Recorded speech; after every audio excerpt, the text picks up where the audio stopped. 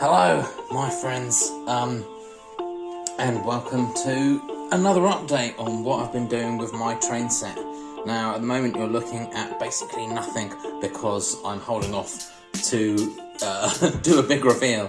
Basically, I've done a bunch, which I haven't filmed, but I can still give you the update, and I've done it to my alpaca farm.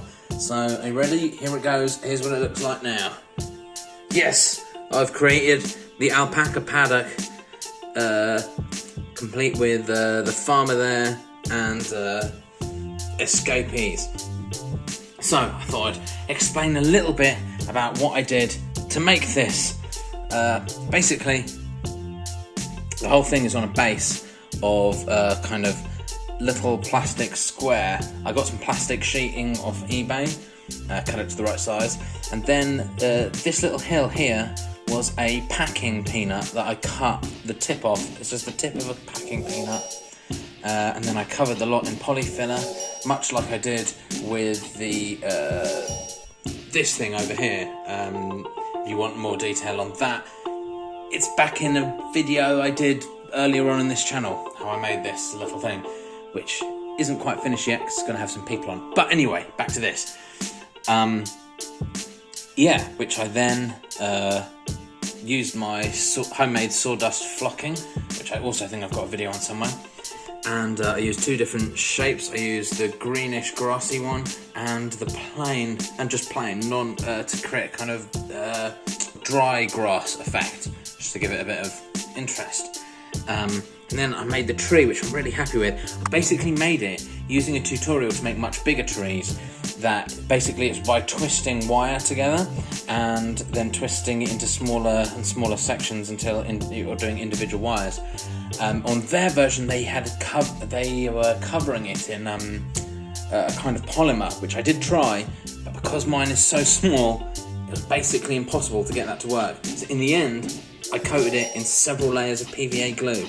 I'm pretty pleased as to how that turned out. It turned out really nicely. I don't know if the detail's coming out on camera, as per usual. I don't know. And then I painted it up and dry brushed it. Yeah, worked out nice. Then, my absolute favourite part, of course, is the alpacas. Now, I picked up these alpacas from my, I've got a special secret sauce for getting much more interesting N-gauge tiny models than I can usually find in other places, but it's secret. I'm not going to give that away yet, where I'm getting it from. Anyway, and I got these little tiny alpacas, which I had to paint. I don't know if you can see, even though they are extremely tiny, they've got so much character in them. Like, they're all facing different ways, and like that one, the white one in the foreground, its neck is tilted in a direction, as if to be like, those sort of idiotic alpaca-like expressions. Yeah, and so I painted them up and I super glued them down. For the ones outside, and this little farmer figure, I managed to get from a different place a little guy who had his hands on his hips so he can be looking at the escapees disapprovingly. And the reason I did that is because I realised that I'd kind of made the paddock a bit too small, and if I put all of my alpacas that I'd got in there, they'd be a bit cramped. So I kind of hidden that by having some not in the paddock and therefore be sort of escapees.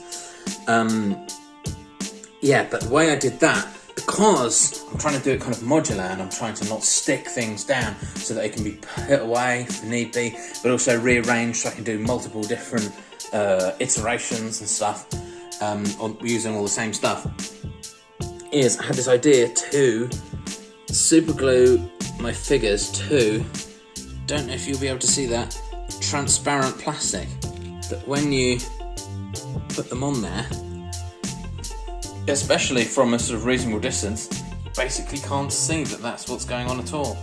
So they stand up just like as if they've been glued down, but they're movable. So you can, if I change my mind later, I can stick them into another place.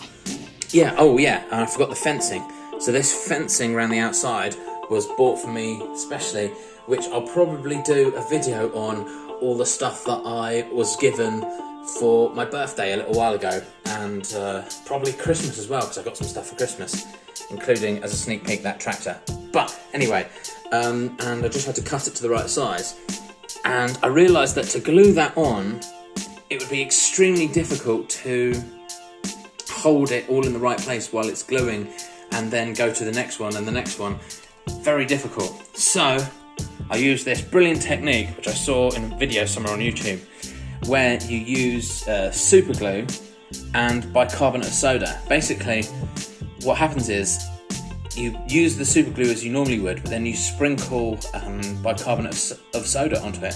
And as soon as you do that, the super glue sets instantly. So it's almost like welding or something. And so it makes it much easier to do a sort of really complex gluing thing like this fence in place. Yeah, and that's basically, yeah, I'm really pleased with how it's turned out. It looks really nice. I can't stop looking at it. In fact, I've taken a picture of it that I've sent to everyone I know, and I keep looking at that photo myself because I'm really pleased. It's basically almost exactly what I had in my imagination I've managed to produce in real life, which is very, very satisfying. Yeah, and also I put my camper van on the model where this area here will probably be the hippie encampment, because I imagine they'll want to be not too far from the forest.